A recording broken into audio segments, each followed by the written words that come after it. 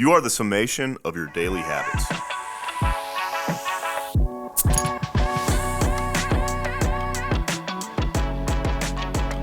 This is Wright Brennan with the Lost in the Midlands podcast, brought to you by Wright Roofing. And today I am here with singer-songwriter Chris Ash. Chris, thanks for hanging out, man.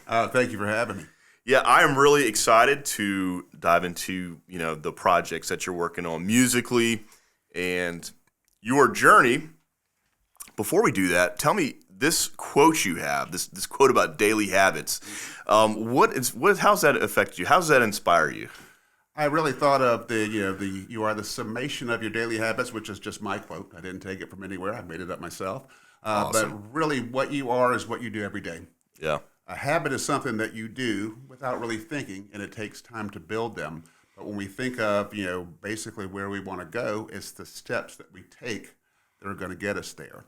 And so that idea is really, you develop those good habits, you work on them and make them better. Yeah. You try to downplay your negative habits in that sense to see, and that really gets you from that 1,000-mile journey to where you want to go. What a helpful life lesson right there. Before we jump into your musical journey, I'm a little curious about your background, like where you're from. Really, yeah. Are you a Midlands guy, or did you transplant? I am. I've been in the Midlands since I was 2. My extended family is from California. My parents met when they both went to Stanford University, so they met there. Wow. My dad was in the Air Force, so I was born in Phoenix, Arizona. Cool. We moved to Michigan right around the time I was a year and a half, and we got to Columbia when I was 2. My dad got out of the military at that point, and so I've been in Columbia ever since that time. And I understand that your artistic stuff is kind of like in addition to your regular day-to-day. So tell me a little bit about like what you're working on when you're not doing music. When I'm not doing music, I have a Ph.D. in school psychology from the University of South Carolina. Wow. I am a school psychologist in Lexington School District 2, which really means I work with special education programs. Yeah. I work at several schools. I've been in Lexington 2 for the last 25 years. And really have been working in either mental health or education for 33 at this point in time when it comes to it. But basically, I help coordinate special education programs and services and work with people. That is fantastic. And tell me, at what point did you pick up a guitar and start playing music? Sure.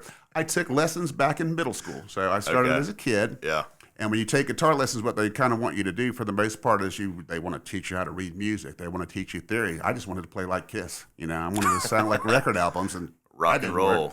Yeah. Well, and then when I got to high school, I really did. I was wanting to pursue it, but I ran into people that were better than I was. And I think one of the things in life is if it just kind of bucked my confidence.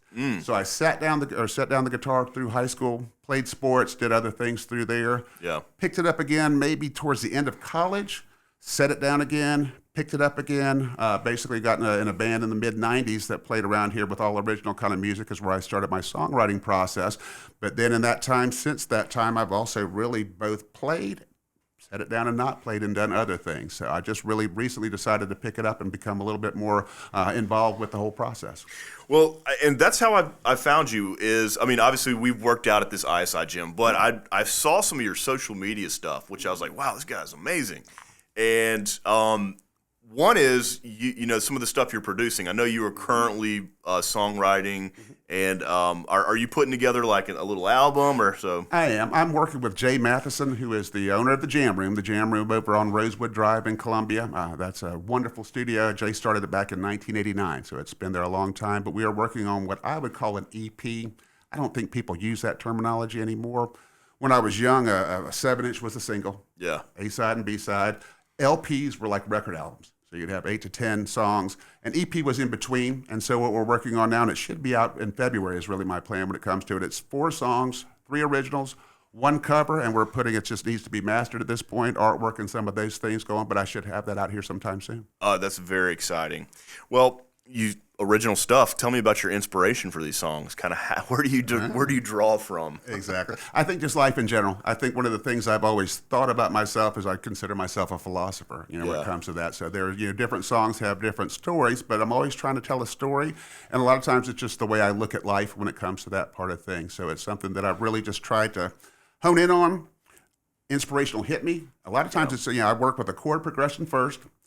I'll have a line to start with, and then I will build off that line and just try to go and keep going with it. Yeah, very cool. So you have a recipe for, for the most part. You got a recipe for something that's great. This is Wright Brennan, the owner of Sea Wright Roofing. When it comes to the maintenance of your roof, you want to know that you have an experienced team that knows what they're doing. And with 10 years in the business, we check all the boxes. Leaky roof, storm damage, or just overdue on maintenance, give us a call at 803-828-4181 for a free estimate. Again, that's 803-828-4181.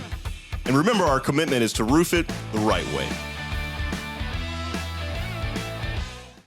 Who are some of the other bands that have who are you listening to now when you're listening to music? I think I'm mostly as a classic rock kind of person. So you go back to the Rolling Stones, the Who, that kind of things is really one of the things that I very much enjoy. But I've gotten more eclectic over time. There's some newer country artists, that I like, and my daughter is a nurse here in Columbia, 25 years old, and so I will ask her what she's listening to. Yeah. And so you'll have some of these things going on. When I was a kid, I was a heavy metal kid. I grew up in the 80s. It was hair metal. Cool. I wouldn't listen to country music, but I've tried to listen to some of that now. Yep. Popular music, but I think I always go back to that classic rock. I mean, that stuff that's just that's where it hits me the most. Oh, that's fantastic. So I've got a question for you about your personal experience putting out music. To me, it seems like that would be something difficult to do because people are going to be judging what you're putting out there. I can understand. How does it feel when you put your stuff? Do you kind of get a little nervous about what's people's reaction going to be? I think so, and I think you can't control people's reaction. I mean, and that's the what I try to keep in mind is I'm only responsible for creating and doing it. And I think it's like that way in life in general. I mean, when it comes to whether it's your job, people you work with, or other things like that, or putting out music. You can't control what the response will be, but I still enjoy putting it out, and you hope for the best. And do you like the process of putting together, studio format music, or do you like the performance side? Which one's more fun? It's interesting. The performance side, I think, I really, for the most part, because it's just you go, knock it out, and you do that. I've also done some video production stuff, with it's Brando Jones Films up in Greenville. And it's almost a little nerve-wracking. The studio, you can kind of do stuff over, but when you've got the cameras, and it's, just like in any kind of situation, you've got these different camera angles. You're in your head thinking, I don't want to mess up. I don't want to mess up. that kind of things to see. And so that really is, I enjoy that part. I'm actually going up Sunday to do some songwriter sessions with those guys up in Greenville. But that part really can be. It can be a little bit nerve-wracking, and I think the more I do it, the more comfortable I get. Yeah. Yeah, fantastic. Well, I saw one of your videos, local performance at, I believe, the axe throwing place. It was something on, I don't know if it was YouTube or Facebook. Blew me away. Tell me a little bit about that performance, that story. Sure. Well, I had gone in. This is the craft axe throwing out in Lexington. I was sitting there with my daughter and her fiance beforehand, and we're just talking. And this guy and his brother walk up, and the guy says, "I've got a fiddle in the car." Okay, got a fiddle in the car. He said, "I'm gonna go get it." Okay, there. He goes and gets it. He comes back in. He sits down and so I say, "Okay, I'll get ready to play." I said, "Can you jam in G?" Yeah, the key of G. He could, and that's one of the things. So when we started playing, and I could see that he really was doing it, my daughter, I said, "Film this." So I've got several songs that we played. We wound up jamming for about 35, 40 minutes. Enjoyed the whole time. He packed up his stuff and went home. I honestly don't know who he was. Never seen him again. But it was a lot of fun, and there's some video on my social sites that could kind of show a little bit of that performance.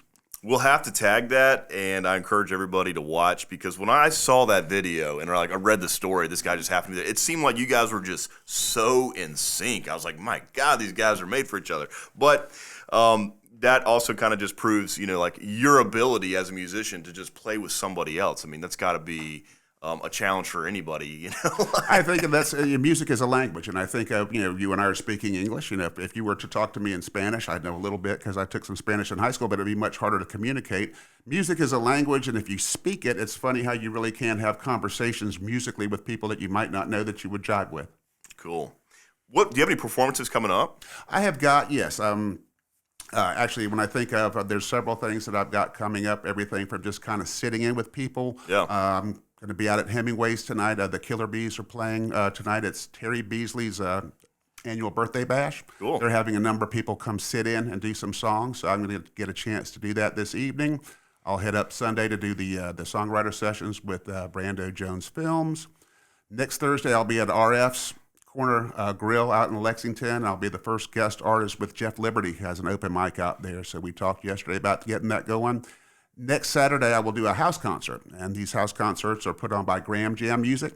Yeah. The house concert I'm really looking forward to in that sense. It's going to be all original stuff. So Wow. if I go out and play, a lot of times I'll play cover songs, and I enjoy that too. I like all kinds of music.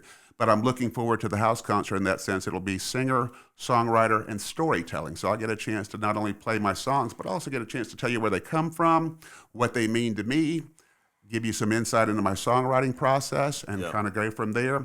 The following weekend, there's an event called Ritz Fest, which is out in Newberry at the Ritz Theater.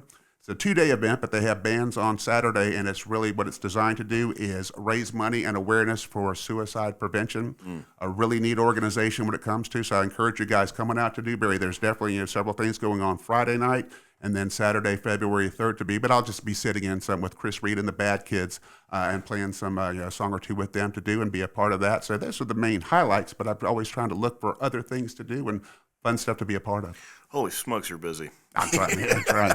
Killing it, man. Social media handles. Do you know? So your content's on there, correct? It is, yeah. And it's really Chris Ash, which is ASH, is my last name is Ash. I honestly, for the most part, if you look that up, that's where you'll see it. Yeah. My website is chrisashalgorithmicmusic.com. I spell algorithmic, the rhythm part, with a Y. So as opposed to that algorithm with an I use the musical spelling of that. But if you look up Chris Ash, algorithmicmusic.com, you can get to my website and see some of the things I've got on there. And I'm constantly trying to update that and I'll put the EP when it's out on there. The other video content that I'm filming currently and doing that stuff will come out there too. So if you look up my name, hopefully you'll find some stuff that you can check me out. Fantastic. Hey, Chris, thanks so much for coming on today. Oh, I appreciate it. My pleasure.